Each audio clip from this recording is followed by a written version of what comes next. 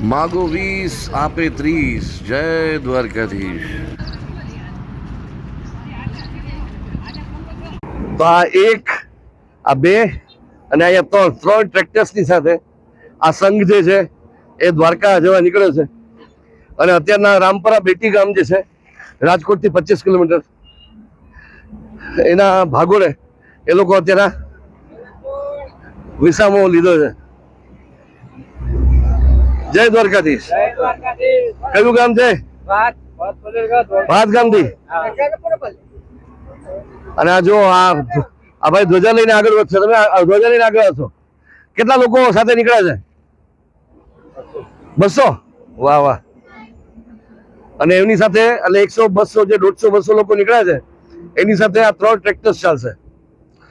આ સીધું સામગ્રી અને કપડા અને ઇમરજન્સીનો જે કંઈ પણ સામાન હોય એ બધું આ 3 ટ્રેક્ટર્સની અંદર લોડ કરીને જાય.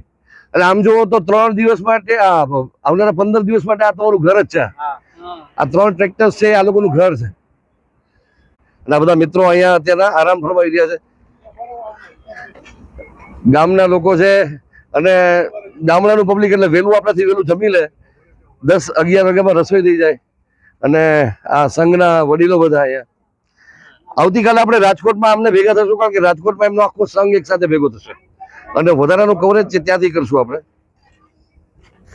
રસ્તામાં સેંકડો કિલોમીટર સુધી ચાલતા ચાલતા ગમે એવી પરિસ્થિતિ નડે, પછી ઠંડી પડે કે દિવસે તડકા ફટ પડે, પગમાં ડંખ પડે કે પછી કોઈ જગ્યાએ ઠેસ વાગે, મોઢા ઉપર એક જ શબ્દ, ઠાકર કરે ઠીક વાલા, ઠાકર કરે ઠીક. જય દ્વારકાધીશ.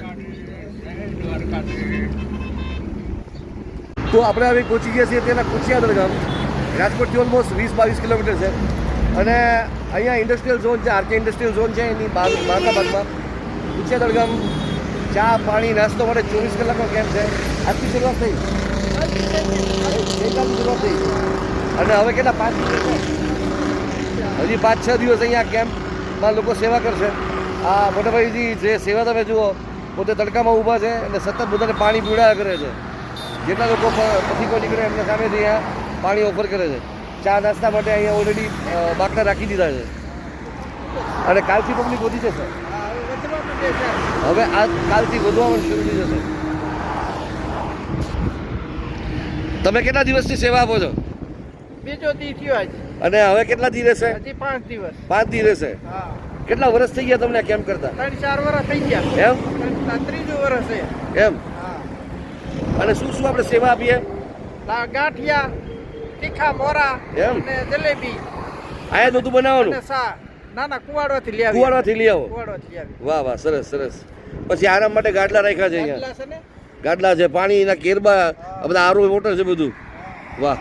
તમે જો આથી સતત હવે લોકોનો પ્રવાહ ચાલુ જ છે. દ્વારકા તરફ પ્રયાણ કરી રહેલા આ સંઘોમાં કેટલાક ધોળકાથી નીકળ્યા છે, કેટલાક અમદાવાદ જિલ્લાના ભાત ગામથી નીકળ્યા છે, તો અમદાવાદ જિલ્લાના આસપાસમાંથી પણ નીકળેલા છે. આ સંઘો જે છે એ ફાગણ સુદ પૂનમે પહોંચવાનું હોય તો એના 14 દિવસ પહેલાંથી ચાલવાનું શરૂ કરી દેતા હોય છે. જ્યારે રાજકોટથી જે મોટા સંઘો નીકળે છે કે જેની અંદર ગ્રુપ જે છે એ 1000થી લઈને 1200 લોકોનું ગ્રુપ હોય, એવા સંઘો રાજકોટથી ઓલમોસ્ટ 9 દિવસ પહેલાંથી રવાના થતા હોય છે. તો હવે રાજકોટથી 2 કે 3 દિવસ પછીથી એ સંઘો રવાના થવાની શક્યતાઓ કરી. પણ આ બધા સંઘો જે છે એ 100થી 150ના ગ્રુપના હોય છે. અત્યારે આ સંઘોમાંથી ઘણા સંઘો કુચિયાદળ સુધી પહોંચ્યા છે. કેટલાક લોકો હજી સાયલાથી લઈ અને ચોટીલાની વચ્ચે છે. તો સાયલાથી ચોટીલા અને ચોટીલા પછી બામણબોર ઘણા રાતવાસો કરતા હોય. કેટલાક લોકો બામણબોરથી આગળના ભાગમાં રસ્તામાં અમુક કેમ્પ્સ છે, કુવાડવા, તો કેટલાક લોકો જાનબાઈ માની જગ્યા કહેવાય ત્યાં પણ રાતવાસો કરતા હોય છે. કેટલાક લોકો રાજકોટની ભાગોળે જે છે ગ્રીન લાઇન ચોકડી પાસે ત્યાં રાતવાસો કરતા હોય. કેટલાક સંઘો સાયલાથી ચોટીલા વચ્ચે છે, તો કેટલાક સંઘો કુવાડવા બાયપાસ પણ પહોંચી ગયા છે. તરફ પ્રયાણ કરી રહ્યા છે અને રાજકોટ તરફ પ્રયાણ કરી રહ્યા છે. જય દ્વારકાધીશ. જય દ્વારકાધીશ. તો દોસ્તો, દ્વારકા પદયાત્રા 2026ના બધા વિડીયોઝની શરૂઆત આપણે ઓલરેડી કરી દીધી છે. આ વિડીયોઝ તમને ગમતા હોય પદયાત્રાને તો ચેનલને જરૂરથી સબસ્ક્રાઈબ કરજો, ફોલો કરજો. ઇન્સ્ટા ઉપર ગુજુ એને પણ ફોલો કરજો.